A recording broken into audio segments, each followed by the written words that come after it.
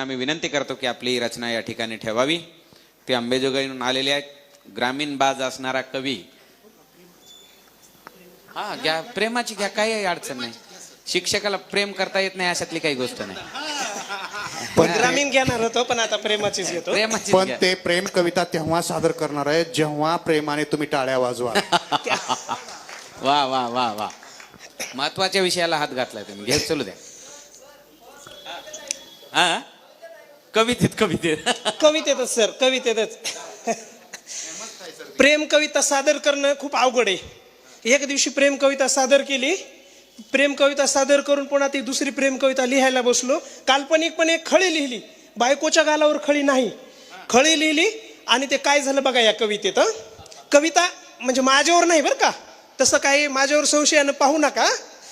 माझी वाचून कविता तिच्या जीवाची काहिली, माझी वाचून कविता तिच्या जीवाची काहिली. बायको भडकली आता वाहते शिव्यांची लाखोळी.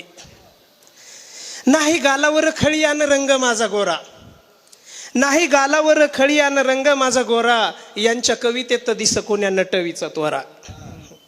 हात धरून बोलली सांगा कुणासाठी लिहिली, हात धरून बोलली सांगा कुणासाठी लिहिली. तुमच्या सकट तिची बी आता पायली भरली. सांगितलं तुझ्या विना राणी माझं नाही कुणीच जगी ग, तुझ्या विना राणी माझं जगी कुणीच नाही ग. समद्या गाभाऱ्यात तुझं जरा डोकावून पहा ग. असं तापलेलं घर आता निवता निवना, असं तापलेलं घर आता निवता निवना. दुर्गा भवानी तापली काही केल्यानं जेवणा.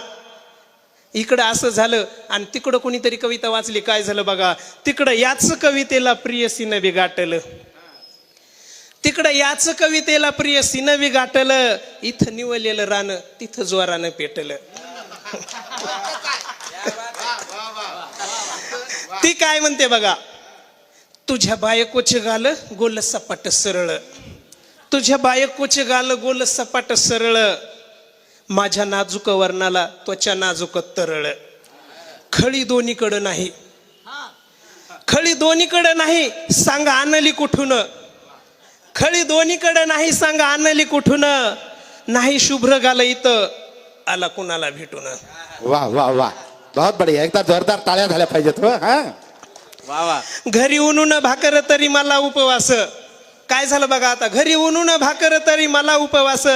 आता जीवाला लागला कवितेचा वनवास. बायको हासरी पाहून होती कविता सुचली. कविता कधी लिहिली सर? बायको हासरी पाहून होती कविता सुचली. एका कल्पक खळीला तिच्या गालात टोचली. आणि शेवट खळी तिला बी टोचली, खळी तिला बी टोचली, तिला आणखी बोचली. खळी तिला बी टोचली, तिला आणखी बोचली. माझ्या कल्पक मनाला दोन्ही बाजून ठेचली, माझ्या कल्पक मनाला दोन्ही बाजून ठेचली. धन्यवाद. वाह, एकदा जोरदार वा वा वा वा. मोठे सरांसाठी जोरदार टाळ्या झाल्या पाहिजेत. मी सरांना विनंती करतो की प्रमाणपत्र पुष्पगुच्छ देऊन मोठे सरांचे या ठिकाणी स्वागत करावं. सुंदर टाळ्या झाल्या पाहिजेत. खळी गालावर असते ती टोचते हे कवीला कळलं आता बघा. आणि ती यांना टोचली नाही, तिकडं कुणाला टोचली. क्या बात आहे, वा वा. दे केसांचे सोडून वेडे घालू नको ग पीळ, दे केसांचे सोडून वेडे घालू नको ग पीळ. अन झाकून जाईल ग तुझ्या गालावरचा तीळ, अन झाकून जाईल ग तुझ्या गालावरचा तीळ. अशा प्रकारे एक तीळ किती जणांनी खाल्ला होता म्हणे. हा हा हा हा, क्या बात आहे. बरोबर आहे, खुलासा केलेला चांगली गोष्ट आहे. तो वेगळा तीळ होता आणि वेगळ्या तिळाची कविता ऐकून सगळ्या रसिक श्रोत्यांचं तिळपापड केलंय तुम्ही आता.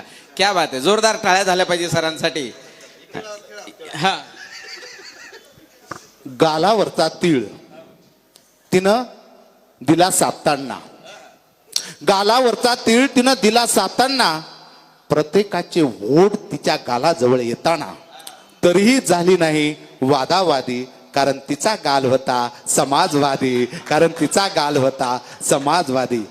अतिशय सुंदर सर. वा वा. नजरेला नजर भिडता ती गालात हसली, नजरेला नजर भिडता ती गालात हसली आणि गालावरच्या खळीत मला चंद्रकोर दिसली.